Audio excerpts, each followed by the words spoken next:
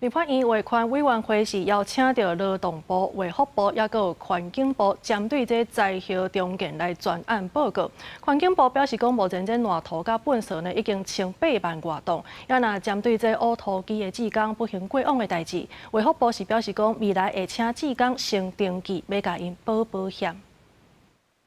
挖土机行的这个林老板事情发生了，也过世。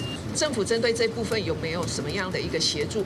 花莲江河乡传出土机技工不幸过往的问题，对此卫福部回应，为着要投入救灾技工有较完善的保护，未来拢会统计人数，替技工投保。针对不幸过往的土机头家，政府嘛提供慰问金。 依照这个给予这个死亡慰问金20万啊，因为那个基金它有它的使用规定，它一定是天然灾害致死啊，所以它没有办法去符合善款的运用。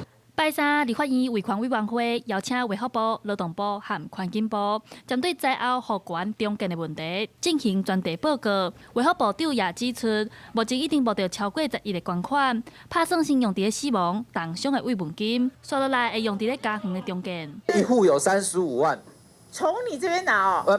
就是10万是从那个内政部的那个特别预算啊，25万从这个基金赈灾基金上。另外，环境部表示，目前灾区已经清出来超过8.5万吨的烂土加上粪扫，立委是关心清出来土沙未来拍算安怎处理。 混在一起，一定要有机器来再筛分的。那我们目前呢是预计这个，当然这个灾后可能要到10月底才会完全的告一段落。我们现在是争取立法院的预算，希望在追加预算的时候，明年开始来执行。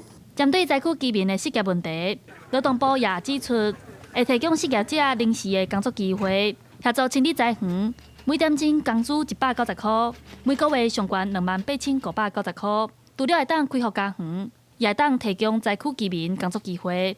记者陈亚轩、林旭凯台北报道。